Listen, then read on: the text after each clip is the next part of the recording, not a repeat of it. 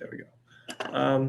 Okay, so last week we finished the poster, and also leading up to today, for hardware stuff, we have finalized our cluster from Supermicro, and it should arrive late September, early October. And then from that, we should draft our cluster architecture diagram, which has been the next stage for the submission process. Last year's cluster, Zishan and Kyle and I moved into the data center on, I think, Tuesday. And I'm gonna go downstairs today to check if power's been run, and I can set up the entire cluster. Okay. And then my test cluster for people to do like multi-node GPU runs on a more simplified cluster should be up by tonight with all the users for people to test applications and or infrastructure stuff. Is this a test cluster based on Neil or other hardware? It's the old CPU cluster that I used for figuring out how to use MPI or So it's Builder. got, okay, is this with CPU and NVIDIA GPU or no GPU or? Only InfiniBand cards, but otherwise nothing else. Okay, so it's just CPU only, but okay. Thank you, Kai. That's great. So it's multi-node. Okay. For general infrastructures, I want people to start looking into setting up or a way to set up Slurm and SPAC, because I think that would be two good things in terms of getting stuff both reproducible. Because I've noticed that, correct me if I'm wrong, Mary, but you can't run containers multi-node, right? You'd have to ask Marty. Okay, I'll send an email, but my assumption is you can't run containers multi-node, and if that's the case, we can't use in AMD's HPL benchmark containers for our entire cluster, because it would only run on one node. And so that's what we would use SPAC for, which is to set up the application and build it for us. Are those Singularity containers? Yeah. They're singular containers that I think Michael ran last year, and because it was largely single node runs, it worked fine. And the cluster in the other room actually is to test all of this, and for people to get is to get CPU bound or CPU only applications running. And I think you can probably try to ML perf multi node if you want. And then once you do get something like that's somewhat reproducible and consistent, I would want you to add it to the cluster team Ansible, which is just an easy. It's a piece of software that we use a lot for NRP to set up nodes quickly and automatically. And you can look into it yourself, or just give me a script on how you set up SPAC or Slurm or whatever, and I can adapt it to Ansible. Onward for HPL, any updates? Who is HPLing? That might be something to put on these slides, is who's on the team, so we know who the... Okay. Yeah, I was trying to format it, but Google Slides on my phone is not great, and as you can see on the slide, my laptop broke. Oh no. So I was trying to set it up. Austin, let me ask real quick. So do you need to borrow a laptop so you can get stuff done, or is it going to be fixed pretty quickly? Hopefully it'll be fixed soon. For now, I was borrowing my parents' laptop. Okay. And I was trying to get it set up on there, but I couldn't get it to compile. I was looking for some file, and I was trying to get that fixed. It's like make.inc or something. I was trying to look up why it wouldn't compile yesterday, but I couldn't quite figure it out. Might be some stuff. Huh? It might be some linker stuff. I think I posted my HPL build script at some point, and you might be able to get some information out of that in terms of getting. Huh? I haven't. Oh, I hadn't seen that. Yeah, I could post it again. Yeah, that might be helpful. And then So I should, yeah, so figure out that, and then I also, what I was reading on before my laptop broke was trying to find out more about the different like blast libraries and MPI libraries and whatnot, and the involved things that the thing uses to see like how that affects. I don't know, but yeah. I think, was it Tristan that was also working at HPL? I don't know. Unless you want me to move on. Yeah, I was also working on HPL, and I kind of just like kind of stopped working on it. I'm trying to work on like MPass now because I couldn't manage to get it to run after probably like a week or so of just trying to get the make file to work. I couldn't get an executable generated.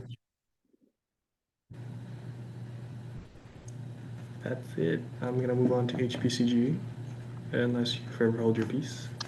I was just going to mention real quick. I found a HPL build scripts from last year. I think it was Michael Granado or something like that. That might be helpful. Somebody shared that. You might have shared that with me, Kai. I'm not sure. I can't remember. I'll look into it. I'll look through all of them and paste them in and see which one ever is useful. And for HPCG, how's that going? It's going good. Sorry for the not putting the stuff on the slides. It would be really helpful if we could share the slides maybe like just like a few days before, because my Thursdays are like I have multiple meetings right before this. But I'm playing with one of the optimizations that they suggest for the HPCG is like playing with the ordering of the grid. And there's like some variables and parameters that you can sort of play with to get better results doing that. So I'm just sort of reading through some of their some of the publications and some of the manuals that they have on the site currently. Yeah, and just learning a little bit more about that. For sure. For MLPerf, how's progress? I guess kind of got a rundown earlier, but summarize. I got it running on Expanse on CPU, and on the right hand side is result. I ran it different version there, like performance version and accuracies version. So ran a script that is for submission ready, and I post a link on Discord that you can see the performance. There's a link on the website that you can see the performance. And the current problem is, I think because we're using the CM automation, it only supports CPU, CUDA, and TPU, and some not ROCm. So I think there might be some issues using AMD. So next step would be try to run BERT using new and then try to look into it and see if I can just handwrite the code to run without CM automation. So I got distracted looking at my allocations. So Jijan, you're running MLPerf on Expanse using NVIDIA CPU, but we know it has to be ported to the AMD CPU, I mean GPU. And you Yes. say here you ran it on the CPU and now you're trying to get it to run on the GPU. I'm not clear what you are saying, because I thought you showed us examples that you ran on GPU. Well, because I'm following the tutorial. The tutorial Okay. says it is CPU. So that is what I did first, and then I'm at the second section. The second section support running on CUDA, but when I try to run the CM automation code script with CUDA, it asks me for sudo access and type in the password. So I get stuck on there, and I only get it to run on CPU. So it sounds like a question to post to the discourse channel is, should MLPerf need sudo? That doesn't sound right to me. So go ahead and ask that question. It might be that you can't do anything more until we get Neil up and running and you try to run on instinct. But I would post a question on that. It might be you did some auto install that assumed you had sudo at some point. And is MLPerf installed on Expanse? I downloaded the 500 dataset, 500 small example validation set of the entire object detection dataset. Only a subset. No, of the that's not what I was asking you. Sorry, I wasn't clear. I was asking, is MLPerf installed on Expanse by default by Marty or Mahi, by the sysadmin people? And if I do a module spider MLPerf, I don't see it. So you're doing your own installation, correct? Yes, I did Okay. it in my own on my environment. Okay.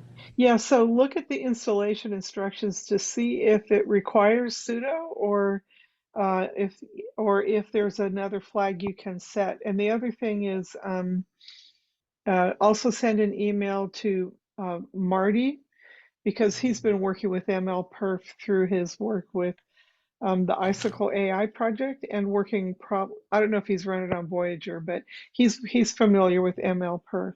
So we're either screwed if we don't have sudo on Expanse and you can't run it ever on the GPU, or we get Marty to install it for us and you can run and get to know it on GPU. It's great that you got CPU, but now the GPU. So there's the two cases. In either case, I'm pretty certain Marty can install a version for you so that you can at least play with it. So I would write Marty first and ask him what he thinks might be going on. And send him the error. Did you go onto the GPU and get an error that you can share? Is that it here in the slide? No, that's the part that worked. Yeah, so send him all the error and CC me or the whole team if you want, but let's start with Marty and ask him what he knows. Okay. And then Also, if he can't answer it, take it to the discourse channel. I think from last time, also from last year's tutorial on running MLPerf, it seems like we can only use, well, because they provide us the CM automation script, and we Git pull that entire GitHub, the CM automation. The problem is if we want to use their script, it only supports CPU, CUDA, and TPU. It doesn't support anything related to AMD. No, it doesn't. And that's why we're going to get Neil working so we can start working with the MLPerf team. We have to give them accounts and stuff like that so they can get on there. Or they seemed like they were really eager to get onto Neil and work with the Instinct GPUs. That's that whole point of that collaboration. So let's get Neil working and then reach back out to Gregario, is that his name? Whoever it was, and say, okay, Neil's ready. Who wants an account? Let's get to work. And what do we need to do to help you guys get MLPerf running in a basic form? The deal we made is they would get it running and then publish that solution for all the other teams, and then we can take whatever they put in the public domain and then start modifying it, and we don't have to share all of that. Make sense? Okay, so that's great. So you're going to make a note in here. Then your next step is you're going to reach out to Marty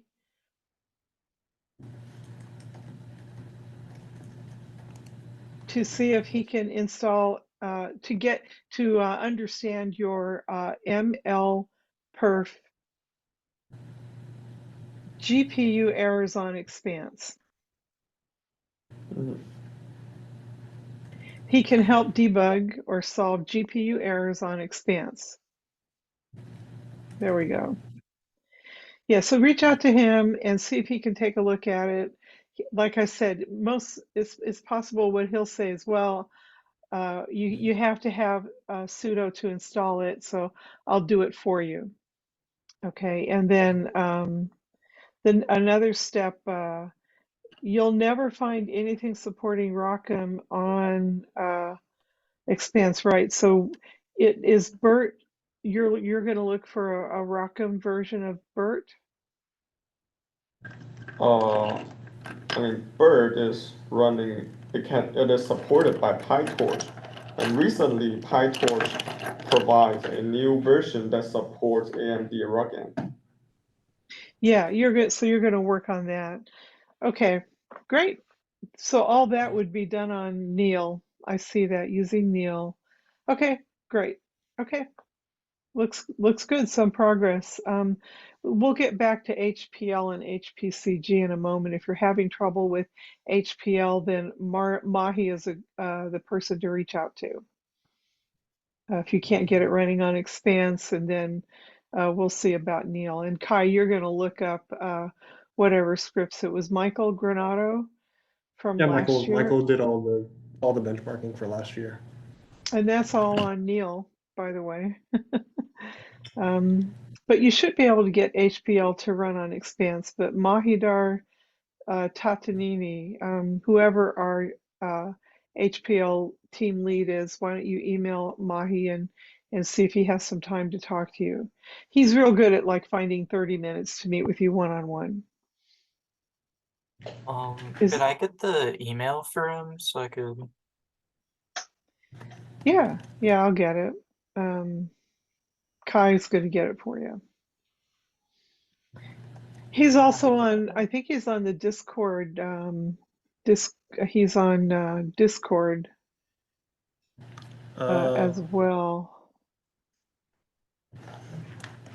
Anyway, there's Mahidar at sdsc.edu. Kai put it in the chat. Thank you. Okay, yeah, just go ahead, reach out to these guys. They're very helpful. Sorry, Kai. I was just moving on, but you were saying? Nope, that's it. Nope. Can I ask a quick I just question? bubbled into my brain that we want to get in touch with Mahi for HPL. Sorry, go ahead.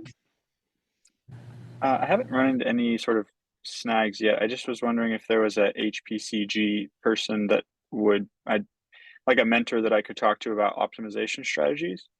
Yeah, that would be Mahi or Marty, both of them. Okay. They both, when we get a new HPC system, we have a team of people that accept the machine, and part of it is running these very benchmarks, HPL and HPCG, and that's usually Mahi and Marty. And then Bob runs performance models and applications. So yeah, so you could send it to both of them and say if either of you has time to maybe talk with me, or work out, come to this meeting next week, for example, just reach out to them directly. Okay, great. Thank you so much. You're welcome. I don't think anyone has touched the optional benchmarks. Correct me if I'm wrong. Yeah, I'm glad they made it optional. I haven't touched them. Yeah, I think these are not that hard, and let's get people making, when everybody's required applications are running, we can start looking at the benchmarks. Certainly the last week or two. We should be. Wants to check it out. But, well, this is a great home team project for them to earn part of their grade, contribute to the effort, and then teach whoever's on the team how to run them. These are perfect for the home team people to take the lead on and contribute to the team. And then for MPass, Paco's out, but I'm trying to think of how to get unstuck. But I think Tristan is also working in MPass. Yeah, I did this slide. I kind of just started working on it like yesterday and today. Okay. If that's about it, I will move on to MHD. The code kind of just runs, and it's a matter of digging through all the parameters from what I've seen. But Gloria might have more insight on it. I am trying. Is she here? Gloria, are you here? Yeah, I'm here. Hi. Hi. So I also run the .exe file, but I'm having problem about not having the same output as I expected. Like I don't in my file I don't have the total simulation time or iteration time or maximum match number kind of thing. So I was trying to figure that out. And this is running it on Expanse. Yep. So you're working with their tutorial version and you're not getting the same numbers as what you should be getting from a CAN tutorial example. Yep. That's interesting. What could be the possible things that make it different? This Might is be oh, go ahead. it might be just a setting inside the parameter file, but all the parameters are kind of arcanely named. So I don't know. What difference, what are your values compared to what they say are in the tutorial? It's the last bit of the output file wherein where it says after simulation Can you complete. make It that should bigger? Can you make that bigger, please? or this section. Yeah, that. So go back up a little bit because I'm looking at Gloria. There we go. So I'm seeing different total simulation time. So where is that? You're out. You're what? Let me see.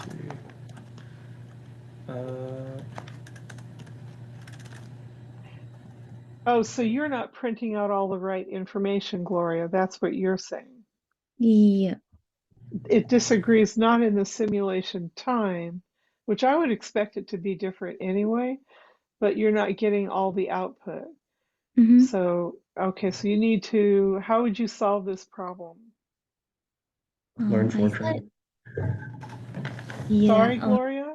How would you solve this problem? I thought it would be a problem of I should edit some 3D MAC param.f file. So I was trying to look for that file. It might be So in this. there's some flag that's telling the code to print stuff out. So first of all, you need to find the subroutine that prints everything out. And then there's some flag saying print this information, don't print that, possibly. But first of all, you need to understand the print routines. And something's turned off. Is that print routine will be in the make file or the param file? Well, the print subroutine, this is Fortran, so you've got to learn a little bit of Fortran, but it's really similar to C and Python. There's functions or subroutines, but the main code reads in parameter information from the parameter file. The parameter file doesn't do anything. It just holds variable names, type definitions, and some initialization values. The actual print subroutine, somewhere in the Fortran code is subroutine space name of subroutine, and it would be having print statements in it. Did you find that one? Maybe it will be sub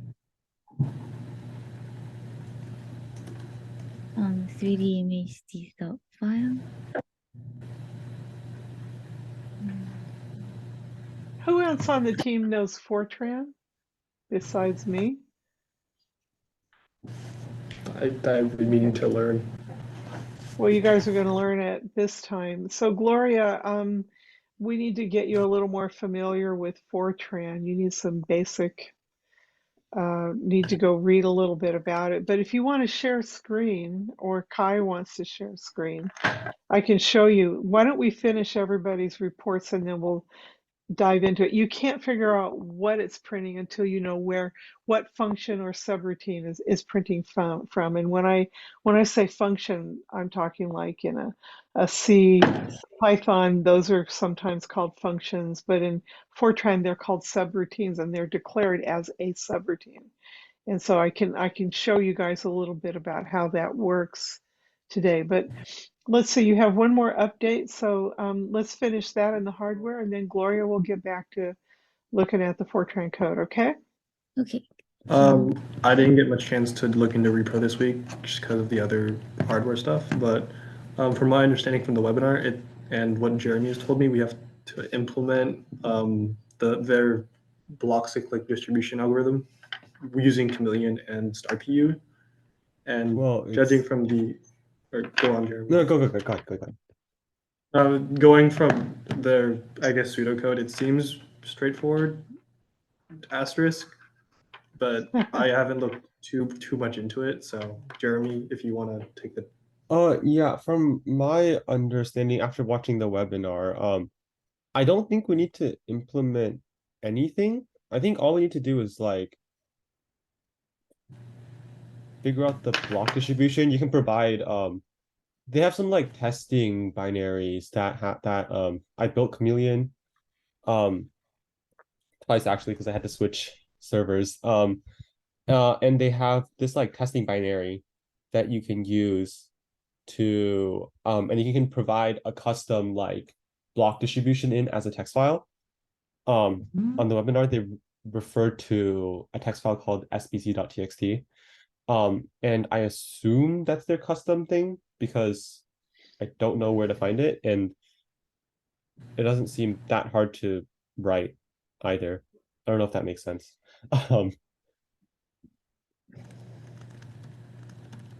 And then I got the testing binary to run, just not with the same options as them. Yeah, that's So good.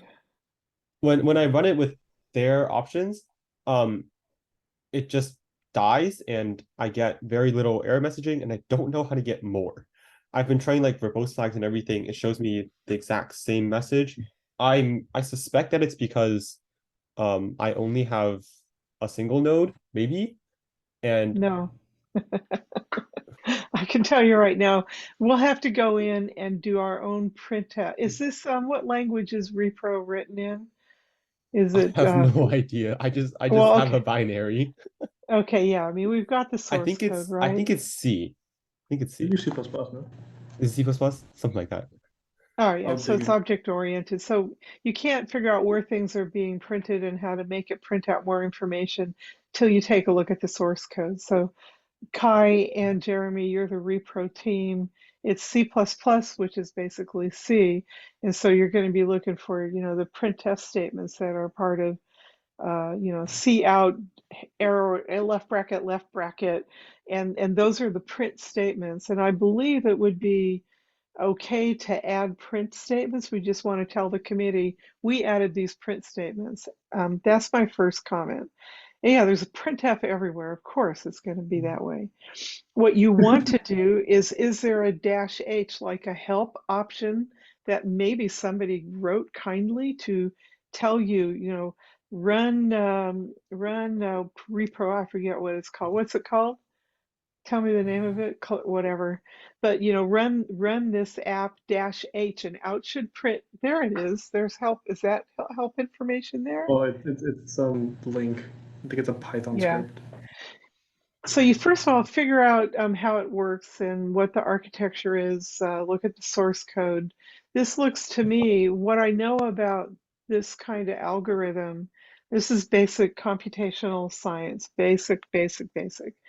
And you can read about Koleski factorization. I always forget the details, but what you're doing is you have some, looks like a IJK, so a 3D volume, and you're going to iterate through points in that volume and compute something, right? And that's that A of IJ line 2 gets POTRF of A of II, a point around it.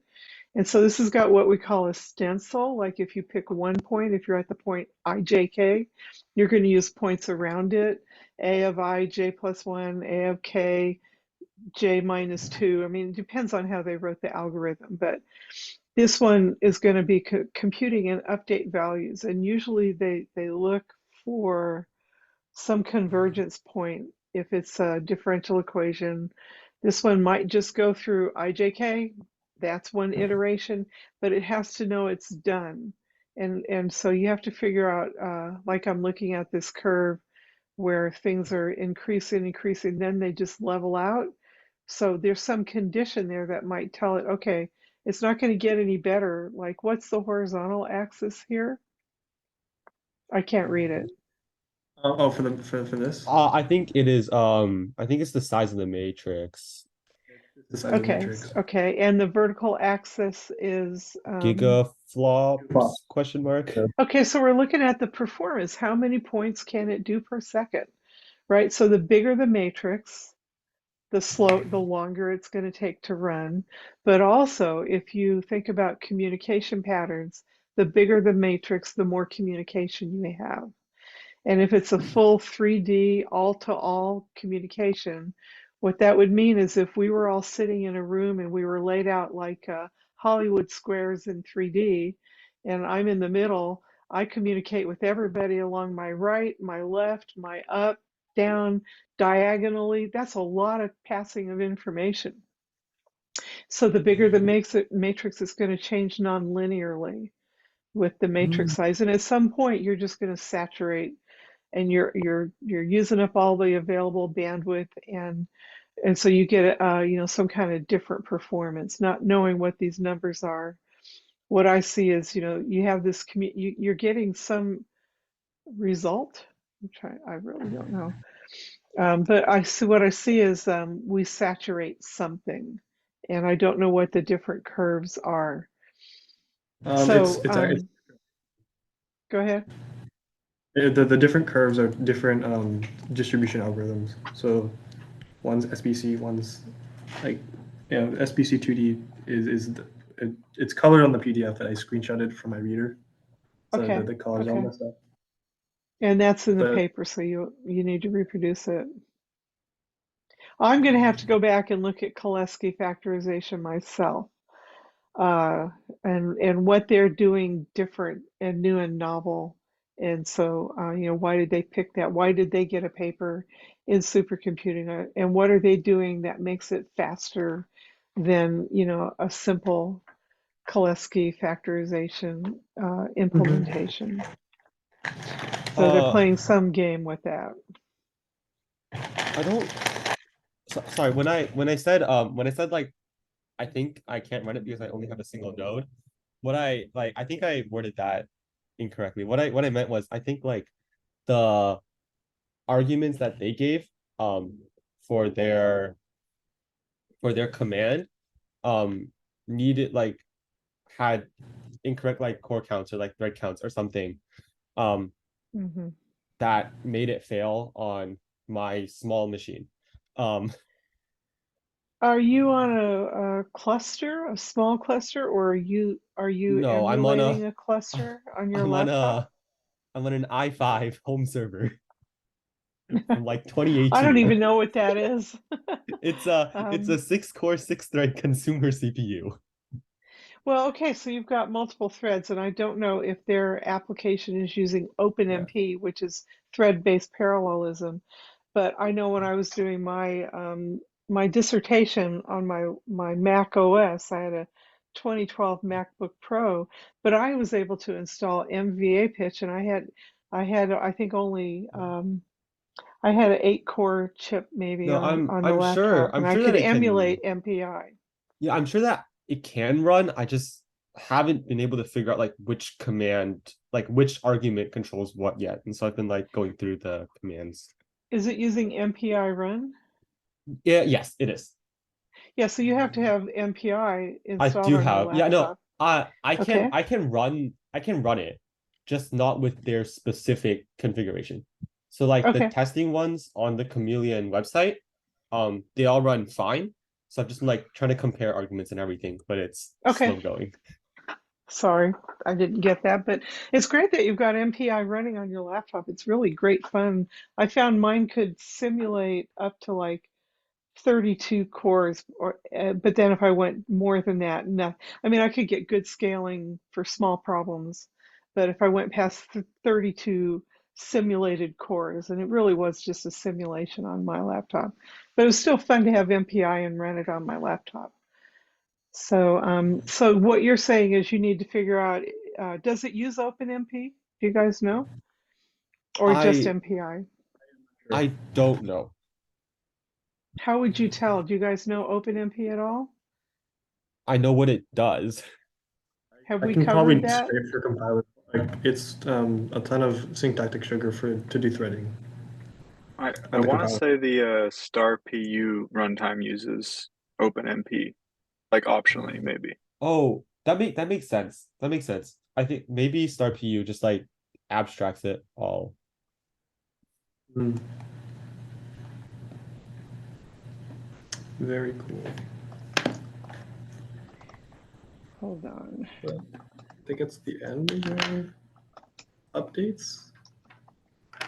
Unless, what were we saying about Oh, we finished the update? also, on the bullet point that says figure out how Star PU and Chameleon play together. Yeah. In terms of like, if you swap out part star PU for a different runtime, what happens? Oh, okay, I see. I know you can compile Chameleon to support star PU, but I don't know what it like does specifically, which I wanted to look into at some point. I'm sending a note to Mahi. What I think would be helpful at this point for you guys is for you to review some of the MPI and OpenMP videos. And then I'm going to see if Mahi is a bit, he presented them. And Kai, we could pick one of the interactive videos from HPC user training, like 2022. And there's one day where he always does both. And he also did it during the summer for the institutes, but we didn't record them. What I'm thinking would help is we get all of you guys to watch these videos, then we just have a Q&A session. I could probably answer most of them, but Mahi wrote them. And so let's see if we can get him to just come in and talk about basic parallelism and what to look for. Like if you're using OpenMP, then inside your code, you're going to see you can grep for the term pragma, Pragma. And that is what tells the code as it's running in the execution environment, hey, here's a pragma. That means until the end of the pragma block, which are usually brackets in C, everything is going to be done in multiple threads. So it's going to be a thread parallel environment, like it would know how to automatically parallelize into threads running on that CPU device. It would parallelize those on threads. So if you said 10, it would make 10 threads and run everything. It would use the for loop and parallelize it. So there's flags you put in to have it know if it's OpenMP. So if you look in the code, look for Pragma, Pragma. If it's got MPI, you're going to see MPI commands. The standard ones are always MPI underscore init, MPI send, MPI receive. They're standard commands. So you can tell just grepping in the code how's it working. So I want you guys to maybe you've already done it, but next week when we meet again, in your slides, you should maybe define, I want to see, is this a CPU, GPU, or both? Is it OpenMP? Is it MPI? Is it hybrid? Is it both of them? So like Tristan, you're trying to do inter-node communication, and maybe your app isn't even using MPI. It's all single node CPU and maybe using OpenMP. So we need to figure out the parallel models of all the applications. Does that make sense to you guys? Okay, and then the way you get more information out is there's no reason for test and debugging. We can't put in 100 printf statements if we want to, right? What do you need to know? Put it in, and then we take it out for the competition because those slow you down. But if you need to know what's going on in your code, in your development version, put in a printf statement. Print out, where are you? What subroutine am I in? Gloria, trying to understand the architecture of your applications. Okay, well, we're getting in there. I want to know, Kai and Zhijan, when do we think people will be able to get onto? Oh, you're going to go down and check on the power to the cluster. And I if want it's to know when we're going to have Neil available. I don't think Tate has responded, but he might have already run it on whether power has been run. Okay, then you guys can go down and turn it on. And so Kai, it looks like you're working out the details with Alden for the CPU, GPU, and the hardware architecture. Did they find us an InfiniBand, a Mellanox, the cards, excuse me, or the actual switch? Or do we still need that? Excuse me. I think Patrick noted that he was going to try to look for one, but unsure if he could get one. Okay, so I'll reach back out to Andrew Nordahl, and then we'll start pushing other AMD people. Mhm. Okay, things coming up are, I think you noted that we have to put in the hardware architecture, but they haven't asked for it yet, A right? deadline, but Yeah. I just put it into as in something to think about to finish. Yeah, well, it's pretty usually it depends on who. I don't know what Jeanette's going to want. Every year it's different. One year it was, a hardware architecture diagram. Another year it was 2 pages, don't need to put in any images. So I don't know what it is, but you guys can take the architecture stuff that you put in the poster and get ready to write out each piece of equipment, spec it out, and its role or whatever. We'll see what Jeanette asked for. What else is going to come? A video recording.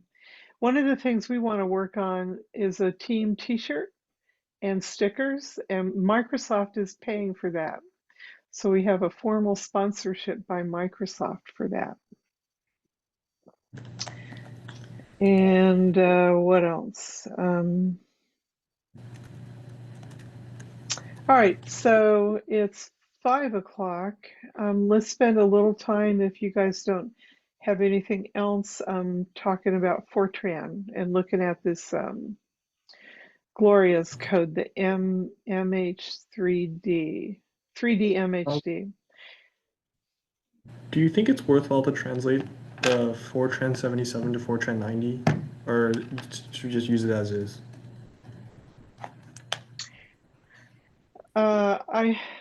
I don't think you need to translate it. The compiler is gonna modernize it anyway, and you can use an optimizing compiler. The only problem is if the compiler you're using doesn't recognize any of the arguments and the functions, I mean subroutines, which it seems like it's working. So I don't think that that would be needed. And how many lines of code is it? It's not that much, right? But still, About 4,000 for the core bits. 6,000 total. that's a lot of code. I would say the 3D MHD is not a benchmark, and it's not the reproducibility effort. It's get it done. The things that I think are really important are the geometry, understanding the geometry. I took a lot of notes, and Gloria, I hope you've been able to go over the webinar. And for me, and I had trouble just explaining it in code, but I'll share screen for a moment. There's papers at the bottom of this report that they gave us, and I'm trying to get them. I cannot get my hands on them. I responded to your email and got them. Oh, what happened? What did you say? No, I just libgenned it. Okay, so I was looking around, and in the code, there's a point where they talk about the grid, and they call it an arctan grid. And I looked around for arctan grid, and in the webinar, I purposely asked the guy, "What's an arctan grid?" And he this, and I knew the grid itself is not trivial. right? Most of the grid decompositions you're going to see are like a beautiful 3D matrix, and it's all nice and geometrically square. And you go through the cells, like up the room, and look at the gas moving through the room, and you just have all these nice little 3D matrix of IJK. But in reality, things aren't shaped that way. And I think that this code uses a cylindrical geometry. Let's see if I can get me a cylindrical geometry. So they're looking at gas flowing through a tube. So you're going to have gravity playing a role, and you're going to have a non-linear decomposition. So what I think we've got, and that's why I'm looking for these other papers, is that I think we have a weird pipe. They call it the two-phase flow in a pipe. If you Google that term, you'll get and look at images, you'll find all over the place. And this one is a nice geometry. It doesn't have any weird things in it, but I think that's why they don't have an X. I was wondering, why isn't there an NEX? Well, there's an NEZ. So NEZ is, I think this is the radius here, and that's going to be the height, and we're going to call that the height, or NEZ. So I think Z, and then you have a radius, and that's Y, sort of. But they take Y and they do weird things with it. But there's an N number of points along Y and number of points along Z, but no X, because what they're doing is probably mapping it to a polar geometry, which is great. We know the equations for getting polar, and you have a radius and an angle, but then they have to distribute them in the calculation. So imagine you naively break up your matrix into a grid that's not polar, right? And you devote, and you break up your nodes in a non-polar way. How can I describe this? You can see, is anybody confused about polar geometries at the moment? You guys get radius and angles and circles and things, right? Now imagine you're going to do, they have a slab decomposition for the processors, but imagine you break that up into a rectangular node distribution. How do you think a rectangle is going to map onto a polar distribution? It's not, you're going to end up, if I break this into like a 3x3 rectangle, just put a 3x3 grid over this, and you're going to have more points in the middle than on the outside. Does that make sense to you guys? I never use this, but where's that thing for drawing on it? You know what I'm talking about? Where is it? I need to draw for you guys. You guys know where it is? It should be on a drop down, like at the top of the bar where your controls are. Under apps? No. Probably Slide not. control. Annotate. Ah! Oh, whoa. Ooh, I got it. Thank you. Now delete that. Oh dear, I didn't want to delete this guy. All right, so I'm going to annotate. So I click the annotate button. I'm going to draw a 2D matrix, a 3x3 matrix. So let's say I have 9 nodes. Okay, and it's nice and symmetric. And now imagine I lay this matrix. I wish I could grab it and move it. I lay it over a polar geometry. So let's put a circle back here with a whole bunch of points in it, right? So what you end up with is this middle guy is going to have a lot more points than this outer guy. And that's that uneven distribution I think he was talking about in the webinar. So I think what you would do is you would distribute your nodes based on the point density, right? And so you'd have more nodes covering this region in the middle than out here. I'm not quite sure how to do it, but I suspect that's one of the tricks, because they talked about how they have 2 slab along the vertical, right? So you have this like that, and then you fit everything into it. So I think that's part of that geometry that they were talking about, cylindrical computational grids. And I think it uses arctan in doing the polar stretching, because they use stretching of the grid. So it's kind of a fun thing, but this is what I think they're talking about.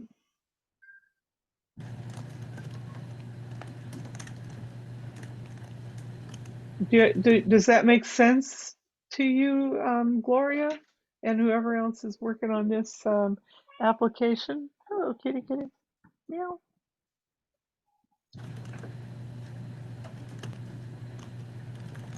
Yes. Can you share the screen again? Oh, it might be gone. Did you take a snapshot of it?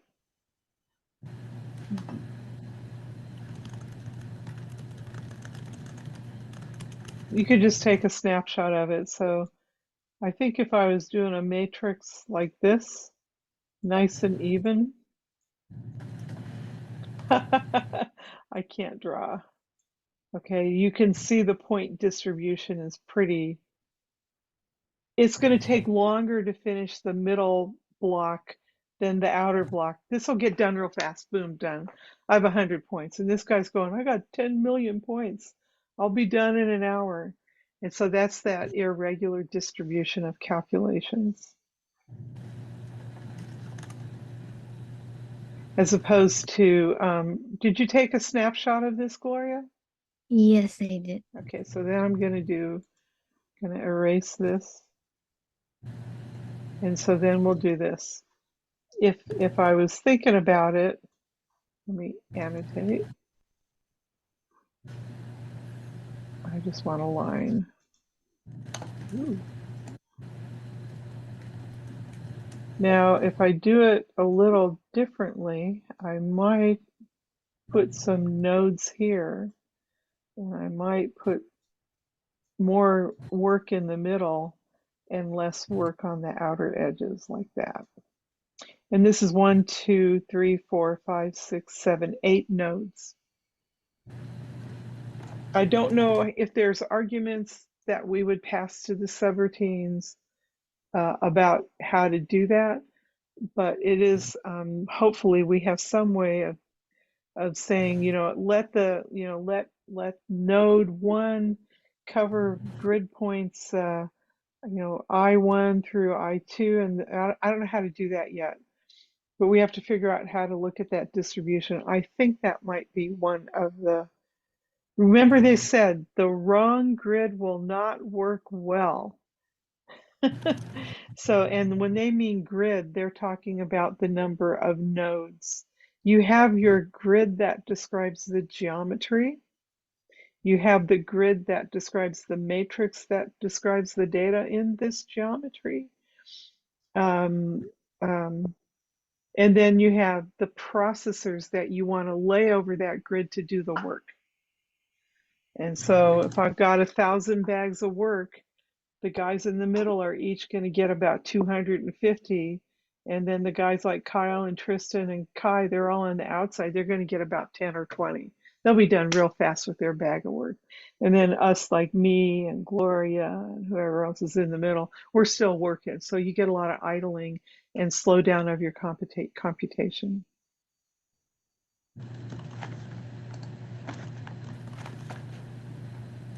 You'll get the right answer. It just might take you 10 hours instead of 1. All right, so that's that. Let's real quick look at the code. This code, oh, we can look at it online. What is that link for the code? I had it, can you put it, somebody put it in the chat and I'll drive again.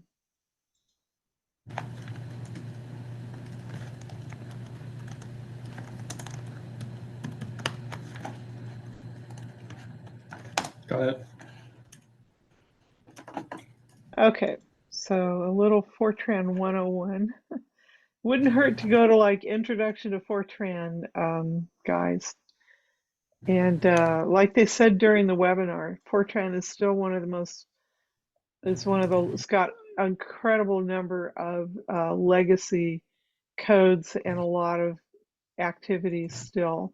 The joke is if there's a Fortran, if you're in the year 2080, there'll be a Fortran 2080. All right, so the code starts out with 3D MHD, and looking, first of all, the variable dimension, you're dimensioning an array of a certain size, or these are all 3D MHD. So how's your linear algebra, guys? Everybody know what a point is? A vector? Who can tell me what is a vector? Kyle Smith, what's a vector? All right, so you guys need to a vector is a linear array of 1D points. So that's a 1D. There's a point which just sits there in space, 1 point, and then a vector is a bunch of points along a line, for example. A vector is used to describe a line or a 1D array. And then a 2D one is X, Y, or I, J. However, you're going to describe a 2D matrix or array. And then a 3D is X, Y, Z, for example, I, J, K. It's 3-dimensional. The real world is 3-dimension. An image is 2-dimension, implying sometimes 3D. Okay, so dimensioning, we're just defining here a bunch of 3D arrays. Here we've got characters of some, Fortran is real old, right? So it's the length of a string is hard-coded. And so they're including that 3D MHD parameter .f. And all this is more variables. This doesn't do anything. There's no functions in here at all. It's just telling you variables that will be shared between the different subroutines or functions. They call them subroutines. Okay, so now we're going to define a whole bunch of variables that for Fortran 77 have to be at the top. And then you have what we call the common arrays, which are in here, shared among routines that define those common arrays. Every subroutine should know what this bounds, what these variables are, and they're part of a common group called bounds or iteration, ITER, or the Jacobian. And then the MPI is message passing interface. It's an include file, just like you use in C, C++, Python. Here is where they start the parallel model. And what's happening when you're using multiple nodes is the system will fire up all the nodes, get them interconnected. That's what Slurm does. And then MPI init connects them all logically in this, well, virtually in this logical model. But they all run the code at the same time. They all go to MPI init and they all figure out, you know, what, if I'm a node and I'm part of the group that's running this particular program, I'm going to be given a number, like an address on the street. House 0, house 1, house 2, house 3. And then how many nodes are in here. If you asked for 9 nodes, then every one of the nodes should know that there's 9 of us in a group. There's 9 houses on my street.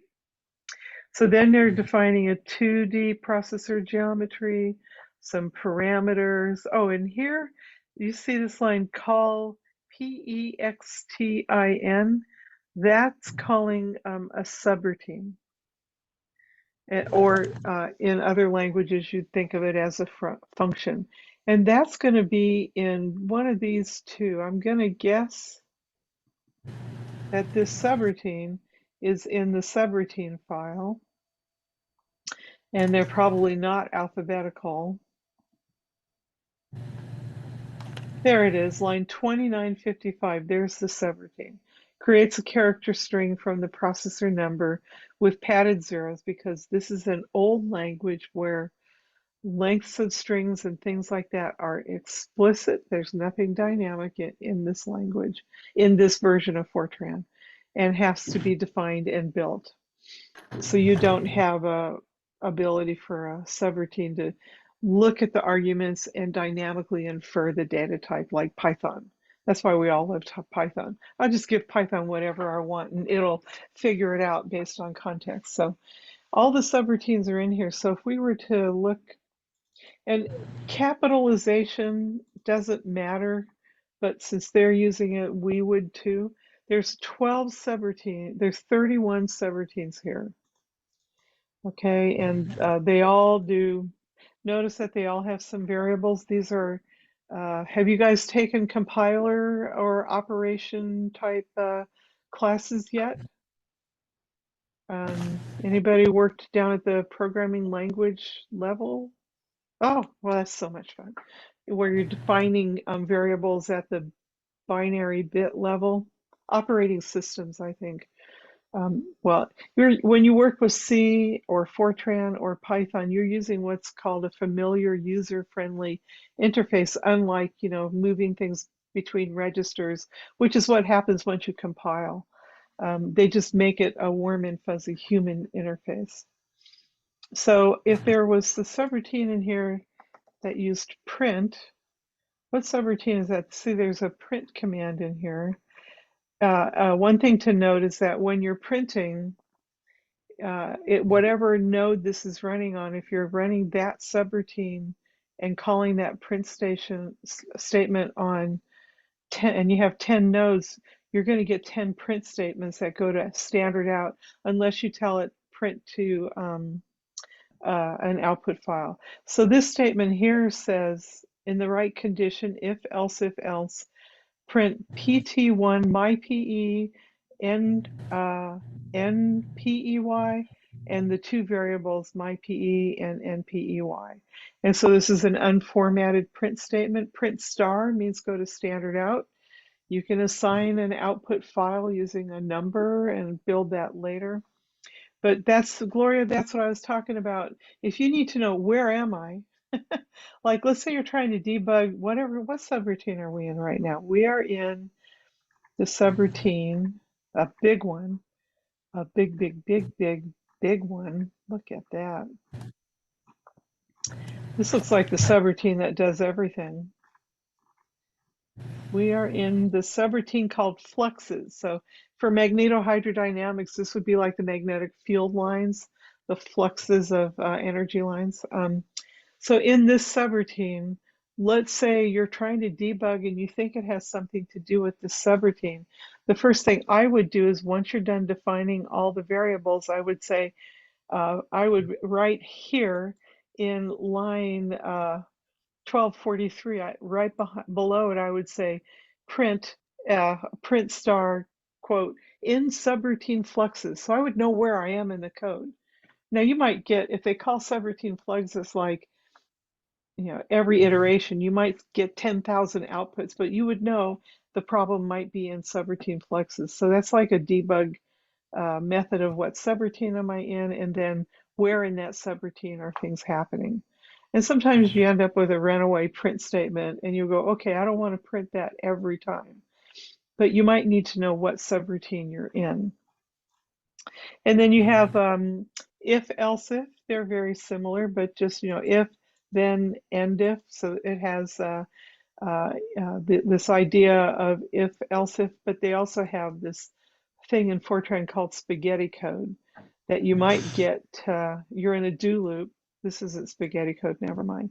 So this is a do, go through and iterate through all of these points. So these are called do loops, which are like for I equals 1 colon to I plus 10 or something like that. So it's equivalent to a C or Python for loop, but they're do loops. But you can also, in the middle of a loop, exit and go somewhere to a code, a line in the code with a line number. And that's called spaghetti code. Sometimes you want, like this one is doing it to continue.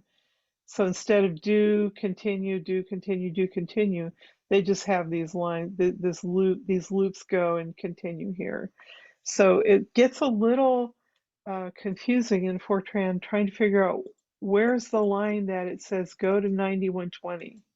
So it's going, do I equals 1 to nx, then come back out. Oh, here's my do loop. I'm still in it. I haven't finished.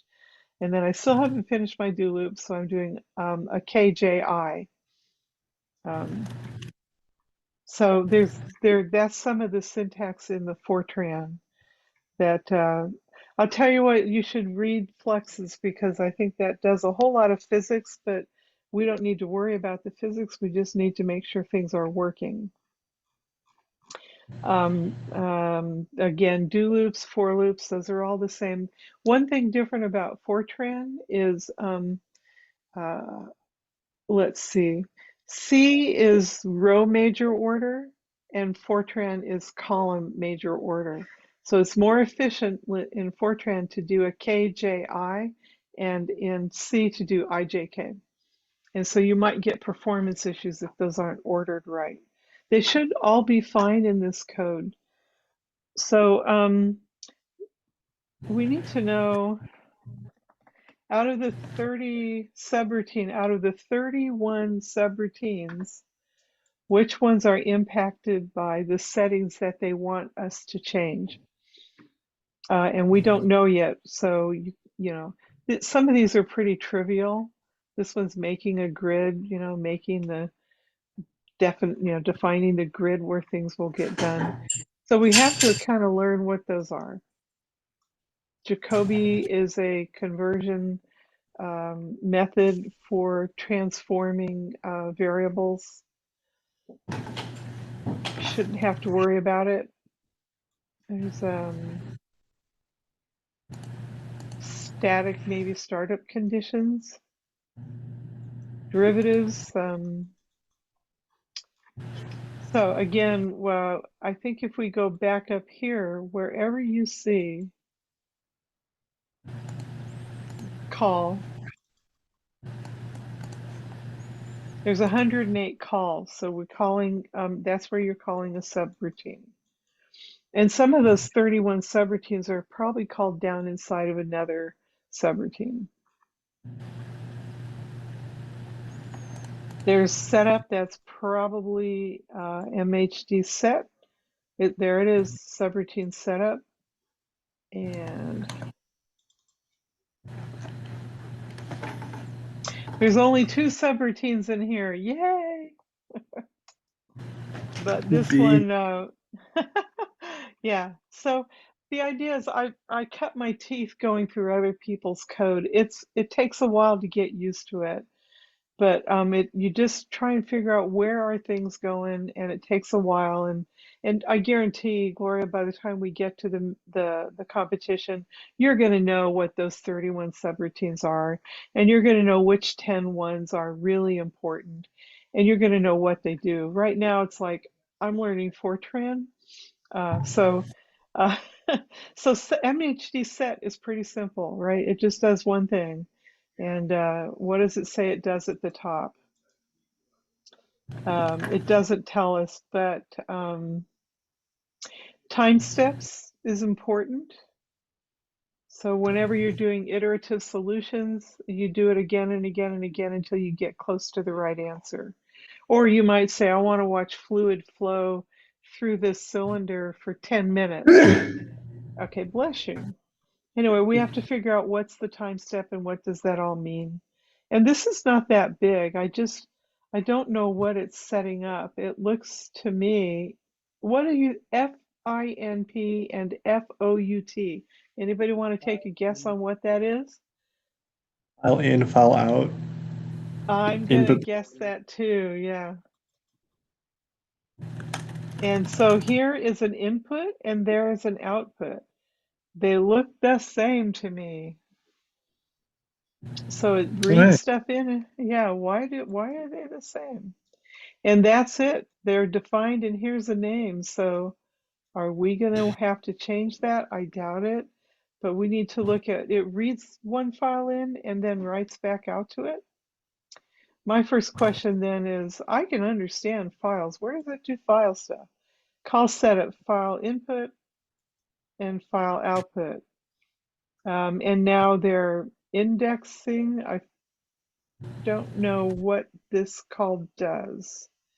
So we'll have to look up, what does index mean? It's probably getting back some length of the file or something like that.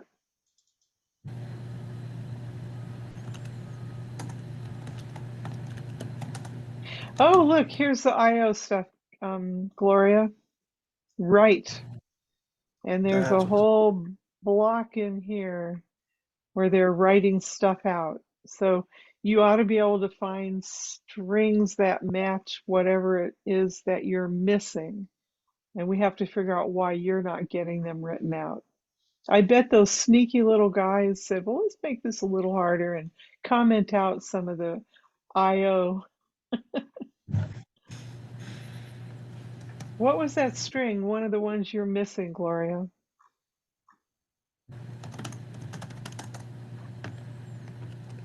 Total simulation time. Yeah, it was total simulation time and present simulation time maximum match number. Do you see these lines here that I found? 4038, calculation started from a static state. So this is part of that spaghetti code. Somewhere there's going to be a write and a 4038, and it's going to be written somewhere. If we grep 4038, it appears 5 times. So on line 1192, they format it and they define the text that's in it. And now what do they do with it? Wait, I don't want it here. So if n start equals 0, then write line 4038. Notice it's called from line 770 in the code. And there's 4038 again. So it's only used once, and yet 1192. That's interesting. There it is, 4038, line 770, 1192. 3 line. Why is it seeing it multiple times? I don't understand why this search condition's not working right. But when you see write string 4038, this is Fortran 77, that is the string being written. And so we can find, like you had one was total something. Total number of iterations required. Total simulation time.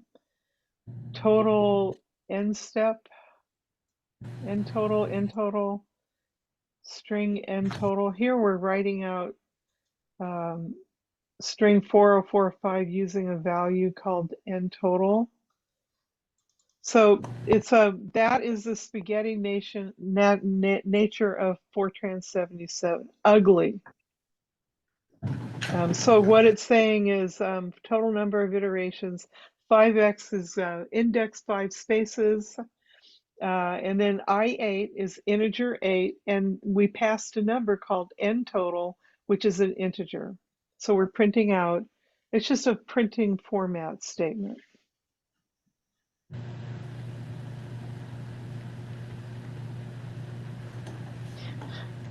So the lines that you think you should be printing out, Gloria, you guys can look and see where are they printed and what were the conditions that would make them be printed. And maybe you're missing an argument or something's not happening in the code. So I think some patient reading and debugging of this code base will be worth your time. Yeah, okay, I will try to debug some code and test. Let me ask you a different question. You ran an example and you did get some data printed out, right? Was it correct? Yeah, I think other ones were correct. And I believe, and they would be maybe a little bit different. And I would expect that because you're running on a different computer than their examples that they talked about. in the paper, or we're not trying to reproduce the paper, we're trying to run it and get an answer. I have a feeling the trick is going to be you have to get the right answer. And in the webinar, if I remember, they showed explicitly they don't care about anything else except a couple of files, and one of them has particular data in it. So let's make sure, I think for you, look at that webinar, look at the output that they're looking for, figure out where it's coming from so you know exactly that you can print out the right answers, and then we'll worry about getting the right answers if we're getting the wrong ones. Does that make sense? Yep. Okay. So I hope this helps a little bit in your understanding. This is pretty advanced Fortran, by the way, Fortran 77. But remember, you've got this thing is 1,216 lines long, and approximately 100 of them are just formatting strings based on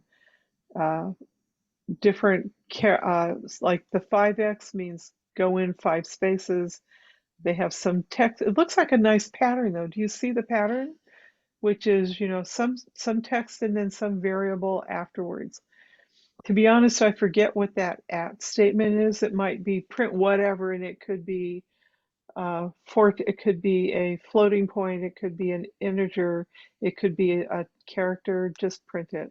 I forget, to be honest. But if we look for line 4002,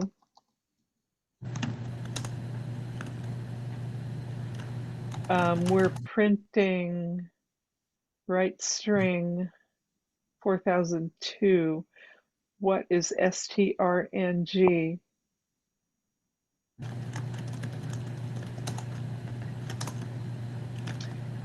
Yeah, that one I don't know what that at is.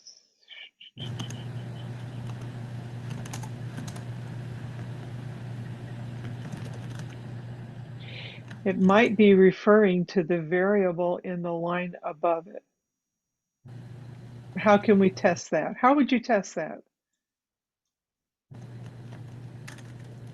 I would stuff a print statement here. IREC equals, and give IREC a fake number and a number that you made up, 12973, and then have that right string call and see if it prints out that number you made up. I believe the at sign means like $0 when you're parsing Unix bash shell scripts. You know how you have some variables that are predefined. It might be related to that. Or you may have to write a 10-line Fortran test code to figure out what is it doing. So this is like pushing my memory of Fortran 77. I think I just got rid of my old Fortran book too. So, okay, so that's what you're going to be doing with this guy here, is figuring out how it works, what are the variables that will be changing, and then what happens when we make them change the wrong way.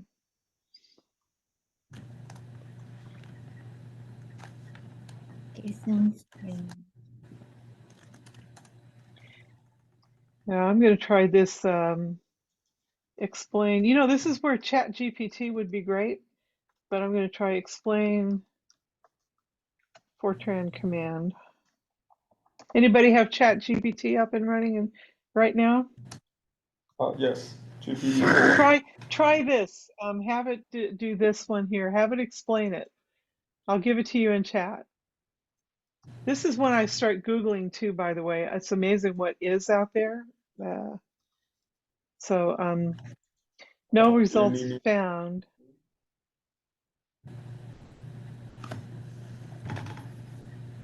Using Mary, high performance. Yeah. You want me to Yes. share screen? Yeah.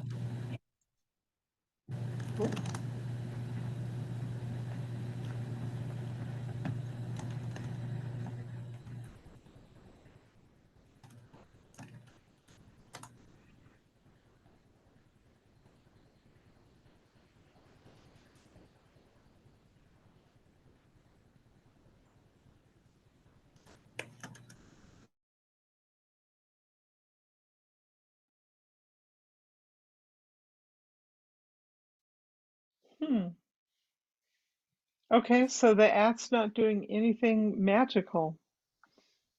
All right, well, great. So, Gloria, use ChatGPT as much as you want.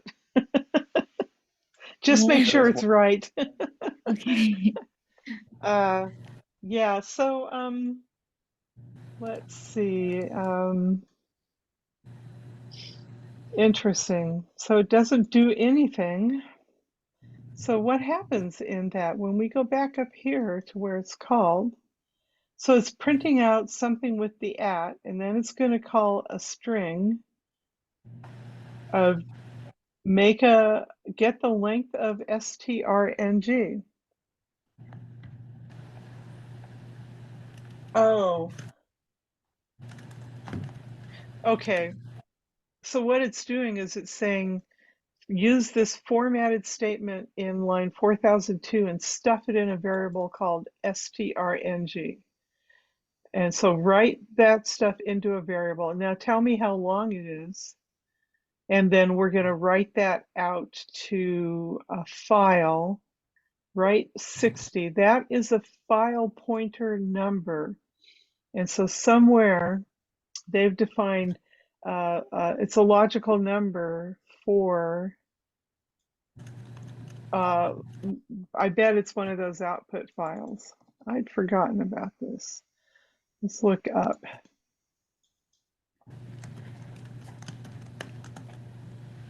Mary, you are not sharing screen. Oh, that's too bad. You have to tell me sooner. I have a really bad habit of getting lost. And so I'm looking at the lines we were looking at, like this one here. That line 4002, I believe it's being formatted and stuffed into this variable called strng. But because Fortran doesn't know the length of it, they reuse this variable. They're getting the length of the actual string and putting it into the variable JLength. And then they're going to write to remember in Unix, everything is a file, a directory, a file, a variable, everything's a file to Unix. So write to something that's pointed to by the number 60 in the code. IREC, so it's doing some more writing of data, I think, out to a file. Here's the first time it shows up. Open unit, there it is, yay. Okay, this is the file open command on 522. Open unit equals 60. So once you open a file, that number 60, it could be whatever you want it to be. It could be a variable that you call, file out, and then you put file out in there and it would know. But anyway, unit equals 60, wherever you see write 60, it's going to this particular file. And I think flog is the name of the file.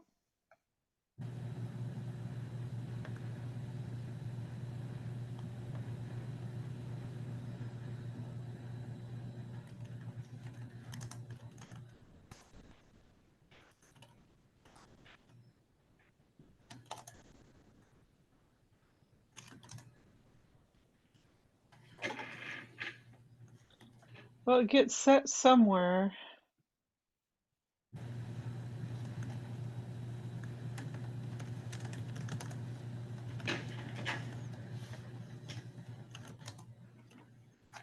So here, this is the game you play when you're trying to understand 6,000 lines of code that you didn't write. All right, so somewhere in there, they're assigning an actual name to that file. And I just don't, I see it's defined here.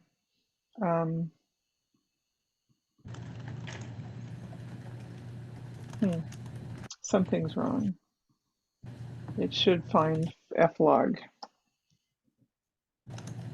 So we know it's a string, and I don't know where there it is, line 506. It's giving it it's building a file name with an output.lis and some numbers. It's concatenating. I think the slash is a concatenation symbol.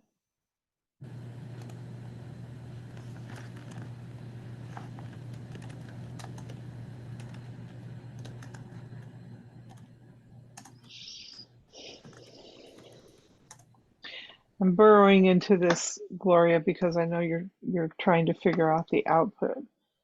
So setup F out. Okay, so it gets defined in that routine called setup,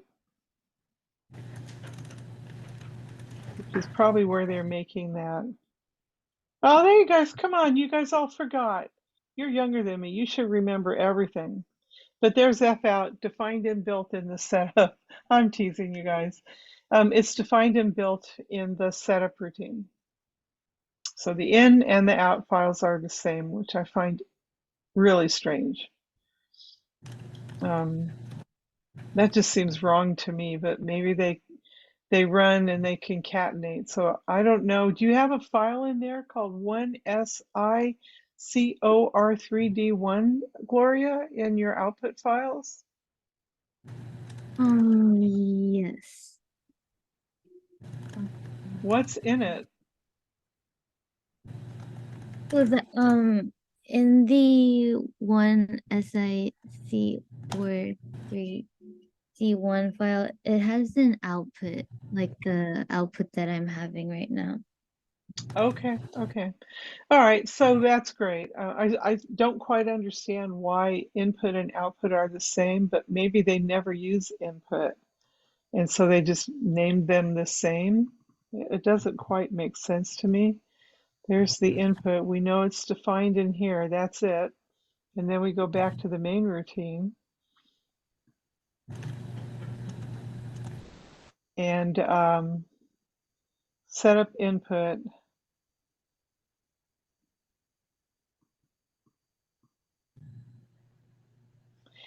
So it does write to F input.